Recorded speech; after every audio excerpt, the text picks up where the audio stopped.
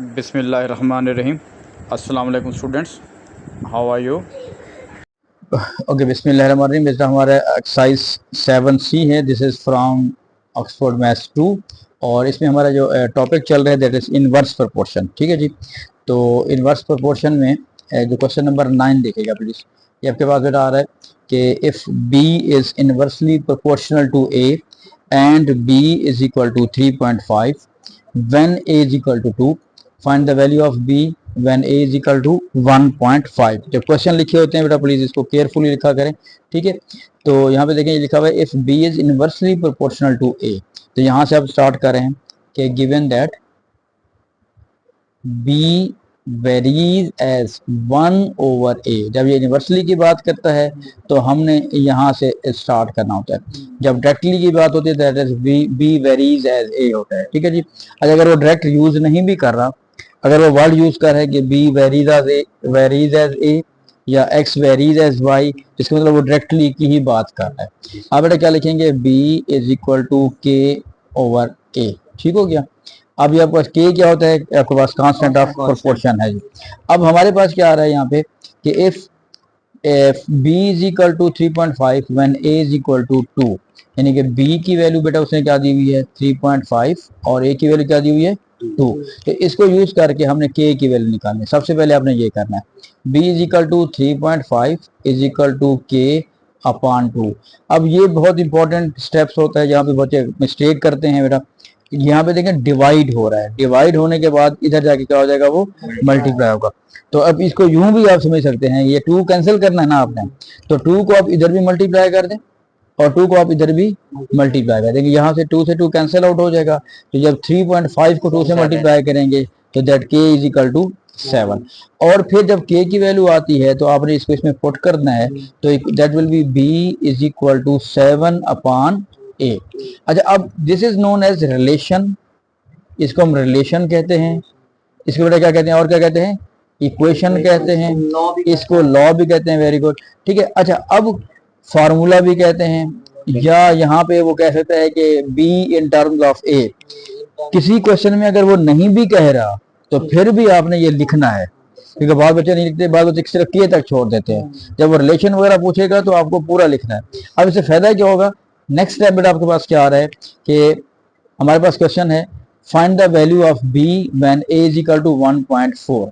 हमने बी की वैल्यू बेटा फाइंड आउट करनी है, then value of A is equal to 1.4। ठीक है, अब क्या ऐसे करेंगे, देखिए बी वैसे लिख देंगे बेटा 7 और ये क्या रहा है 1.4। अगर हम यहाँ पे डेसिमल रिमूव करते हैं तो b की वैल्यू क्या बन जाएगी बेटा, आपके पास ऊपर चला जाएगा 7 मल्टीप्लाई बाय 10, ऊपर क्या आ जाएगा 1.4। मैं इसको यहाँ पे लेके जाता हूँ जरा थोड़ा सा मजीद क्लियर करने के लिए। मैं रिपीट कर रहा हूँ बेटा, b is equal to 7 divided by 1.4। ठीक है जी। अब जब डेसिमल रिमूव करेंगे तो ये बन जाएगा 7 मल्टीप्लाई बाय 10 और नीचे क्या आ जाएगा 14 आ जाएगा। ठीक है जी, डेसिमल रिमूव करेंगे तो ऊपर चला जाएगा। नॉर्मली अगर ऊपर डेसिमल वैल्यू होती है तो वो आपके पास डेसिमल रिमूव करते हैं तो नीचे 10 आ जाता है। 7 1 जार 7, 7 2 जार 14, 2 1 जार और 2 5 जार, तो b इज इक्वल टू 5। अब ऐसे क्वेश्चन में जहाँ पे मैक्सिमम हमने देखना है कि कैलकुलेटर को कोशिश करें यूज ना करें, क्योंकि नॉर्मली ये पेपर 1 में आता है। अगर कैलकुलेटर अलाउड होगा तो फिर वो अलग बात है, आसानी हो जाएगी, लेकिन नहीं होगा तो फिर आपने कैलकुलेटर के बगैर यूज करना है। ठीक है बेटा, ओके जी। इस तरह हमारे पास अब क्वेश्चन नंबर हम आते हैं जी 10 की तरफ। Question number 10। ओके बेटा, ये हमारे पास क्वेश्चन नंबर 10 है। For each of the following y is inversely proportional to x, copy and complete the table. अब देखिए इसमें हम बी पार्ट जो है वो सिलेक्ट कर रहे हैं यहाँ पे। तो बी पार्ट में हम देखें यहाँ पे लिखा हुआ है एक्स, एक कॉलम दिया हुआ है और इस एक्स में भी कुछ वैल्यूज मिसिंग हैं और फिर वाई की वैल्यूज दी हुई हैं। लेकिन इसमें आप इंपॉर्टेंट बात देखिएगा कि यहाँ पे जब एक्स 4 दिया हुआ है और वाई क्या दिया हुआ है बेटा 9 दिया हुआ है, तो ये इंपॉर्टेंट है। इसको यूज करके स्टार्ट में हम के की वैल्यू निकालते हैं। तो क्वेश्चन बेटा क्या है, y is inversely proportional to x. तो स्टार्ट आपने यहाँ से करना है कि given that y is inversely proportional to x, मतलब y varies as 1 over x हो गया। ठीक हो गया बेटा। तो जब आप इक्वेशन की फॉर्म में लिखेंगे तो हम k पुट कर देते हैं। ठीक है, k is the constant of variation या कांस्टेंट ऑफ प्रोपोर्शन। अब सबसे पहले आपने इसको फोकस करना है बेटा। ठीक है, क्योंकि हमने k निकालना है, तो y की वैल्यू 9 आ रही है जी, और k का हमें पता नहीं है, x की वैल्यू यहाँ पे आ रही है 4 यहाँ पे डिवाइड हो रहा है बेटा, उधर जाके क्या हो जाएगा multiply, 4 9 36 is equal to k, और k की वैल्यू को दोबारा यहाँ पे पुट करेंगे तो हमारे पास y is equal to 36x आ जाएगा। अब ये हमारे पास एक इम्पॉर्टेंट इक्वेशन आ गई जो सब में यूज होगी। अब देखिए यहाँ पे उसने कहीं बताया, कहा नहीं है कि आप इक्वेशन बनाएं, लेकिन सबसे पहले आपने बनाना। अब बेटा आप क्या करें, अब इसको हम फर्स्ट पार्ट ऐसे फर्स्ट अपनी तरफ से पार्ट दे देते हैं। देखिए इसको पहले देख रहे हैं कि अगर x इक्वेशन दी हुई है y is equal to 36 upon x, अब हमारे पास क्या है जी, x की वैल्यू अगर 3 है then we have to find the value of y। तो y हमें पता नहीं है जी, 36 अपॉन 3 के टेबल में क्या था जी 12, तो y की वैल्यू बेटा क्या आ जाएगी 12 आ जाएगी। इसका मतलब है कि अगर हम यहाँ पे किसी और कलर से फिल करते जाएं तो ये क्या आ जाएगा 12 आ जाएगा। अब नेक्स्ट पार्ट पे आ जाए जी। नेक्स्ट पार्ट हमारे पास है जी सेकंड पार्ट, हम इसे कह रहे हैं, यानी इसको मैं फर्स्ट पार्ट कह रहा हूँ, इसको मैं सेकंड पार्ट कह रहा हूँ, इसको हम थर्ड पार्ट कह देते हैं, और इसको हम फोर्थ पार्ट कह देते हैं। ठीक है जी, अपने हिसाब से, क्योंकि उसने कोई ऑर्डर नहीं दिया हुआ इतना। चलें जी, अब सेकंड पार्ट में बेटा क्या है कि इक्वेशन पहले आपने लिखनी है y is equal to 36 upon x। तो सबसे पहले बेटा क्या दिया रहा है, x की value you have to find out and the value of y is equal to 8। तो क्या करेंगे, y is equal to 30, sorry हमारे पास y की वैल्यू बेटा हमारे पास क्या दी हुई है 8 दी हुई है जी, y हम 8 पुट कर देंगे तो 36 अपॉन x।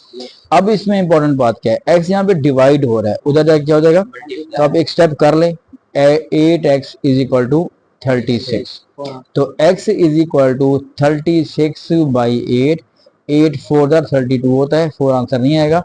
अब ये आपके पास जब हम कैंसिल करेंगे 4 से अगर कैंसिल करते हैं 4 9 36, 4 2 8, लेकिन जब इसको मजीद डिवाइड करेंगे 9/2 को तो हमारे पास x की जो वैल्यू है बेटा, हम इसको अगर डिवाइड करें तो x की वैल्यू आ सकती है 4.5 आ सकती है। ठीक है जी, या 4 1/2 भी आप इसे कर सकते हैं। ठीक है, तो यहाँ पे आपके पास एक 4.5 आंसर आ गया। अच्छा जी, नेक्स्ट आ जाए बेटा थर्ड पार्ट पे हम आते हैं, और ये बेटा आप प्लीज़ वीडियो को लाइक कीजिएगा, सब्सक्राइब भी कर दीजिएगा चैनल को। ठीक है, जमील HK3 या जमील हुसैन खोखर। ठीक है जी। अच्छा जी, अब हम आते हैं बेटा थर्ड पार्ट पे। जी थर्ड पार्ट हमारे पास है y is equal to 36x।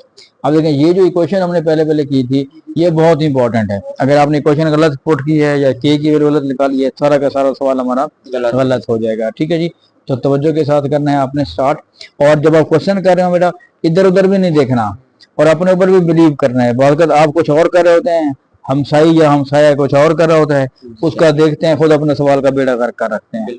ठीक है जी, तो अपने ऊपर आपने कॉन्फिडेंस शो करना है।